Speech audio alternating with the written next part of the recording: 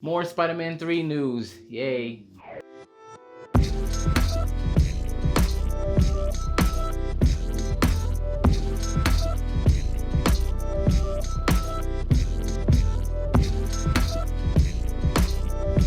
What's up, everybody? This is your boy Gershon. I want to welcome you to Into the Nerd. So, if you love superheroes like I do, especially the ones that wall crawl and swing on webs, then this could be a good channel for you. So, like this video if you like it, and subscribe to the channel for some more content. So, today we're going to be talking about some of the news that came out about Spider-Man 3. And boy, do I really want to like, Spider-Man and live action adaptations, but they just keep failing the character. They keep doing it. Now, no, Spider-Man 3 has not come out yet, but there's been tons of news about this movie that lets me know they're doing more of the same thing that I haven't really enjoyed about the live action. So, in case you haven't noticed, Spider-Man is my favorite hero. So, read all the source material. Anything I need to read about Spider-Man, I've read it. Whether it was alternate reality stuff, future timelines, all that, I have read it. And my biggest problem with the MCU Spider-Man has always been that they keep using his story specifically to serve a larger narrative. He's never gotten a chance to actually have a full fleshed out storyline that is about him and that had nothing to do with the overarching MCU. Just like in comic books, there are crossover events, but then there are runs where the character, in this instance, Spider-Man, has the opportunity to be able to have his own rogues gallery. And Spider-Man has probably the largest rogues gallery for any single character in Marvel. It would literally be very hard to dispute that, really, judging by how many that actually exist. So, Spider-Man 3 is bringing back a couple of old actors from the previous Spider-Man movies, namely Tobey Maguire, Andrew Garfield, Emma Watson, Kirsten Dunst, Alfred Molina, and Jamie Foxx. So, as in their roles as Gwen Stacy, why am I forgetting her name? Mary Jane, Dr. Octopus, and Electro.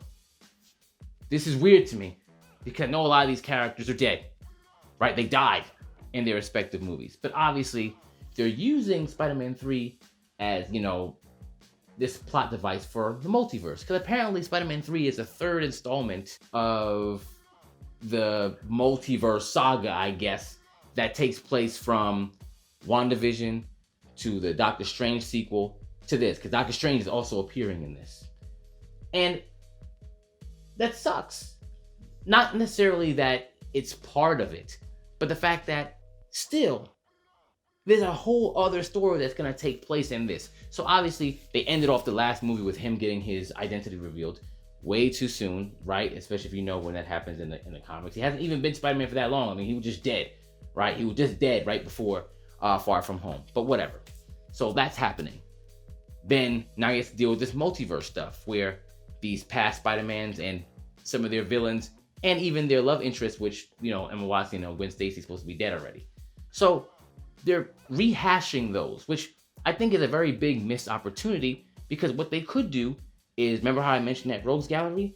They could still pay homage to those people who appeared in these movies, but make them play something different. Like, what if Jamie Foxx was like the Prowler, which, by the way, existed before Miles Morales, in case some people think that's only a Miles Morales thing. He was already a Spider-Man villain before Miles Morales.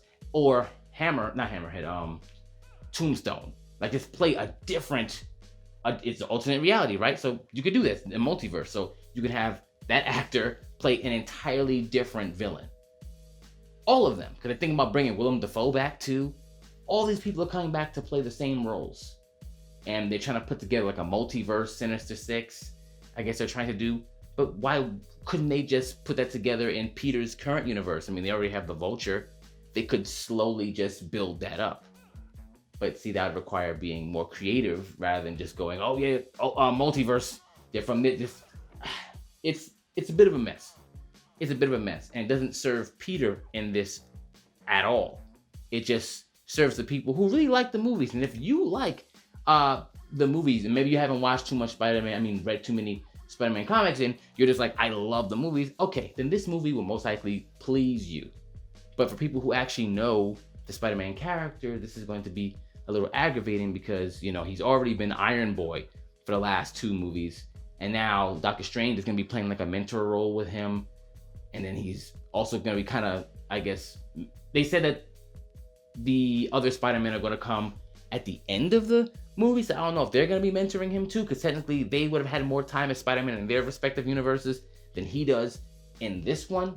And then apparently Daredevil from the Netflix series is going to be his lawyer, because he's going to need one after Jameson outed him as Spider-Man.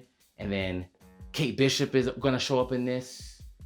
And even Deadpool is going to show up at some point. So it's like Spider-Man 3 is going to be like a point for a whole bunch of other stuff that's going to happen. That's not really just Spider-Man centered. And because they saw the success of Spider-Verse, now they want to reproduce that here in this film, which I don't blame them for wanting to. That doesn't necessarily mean it's a good idea. And the character Spider-Man is going to suffer because this current MCU universe's version of Spider-Man is going to take a backseat to this larger story and what development is going to. That's why I said you can just have other parts of the Rogue Gallery pop up, right? And I better not hear anything about Miles, because if I see a Miles come and this guy is still inexperienced being Spider-Man, like a Tom Holland Spider-Man, which I really like Tom Holland. I really want to like this. I really, there's so much potential. There's so much potential, but I feel like they're just wasting it. They're just wasting it because they're going for like the easy thing. Let's do multiverse. Let's make it multiverse so we don't have to explain why these people that were dead are now coming back to life. Like Electro's coming back as a different version of Electro. What's the point? If you can do that, then you can just make him come back as an entirely different person. Just do that, and it'll be more creative.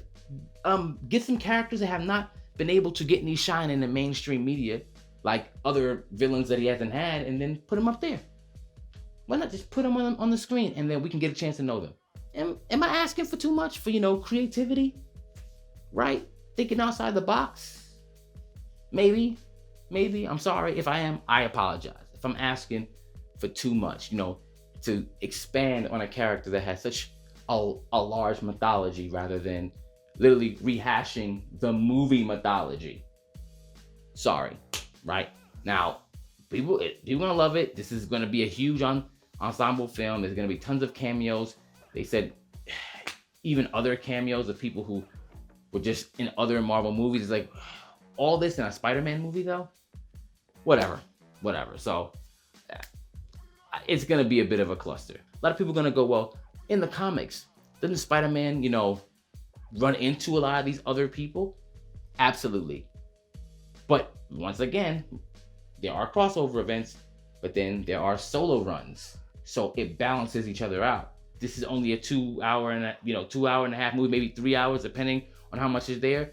You have a finite time to be able to expand on the character for which this is named after.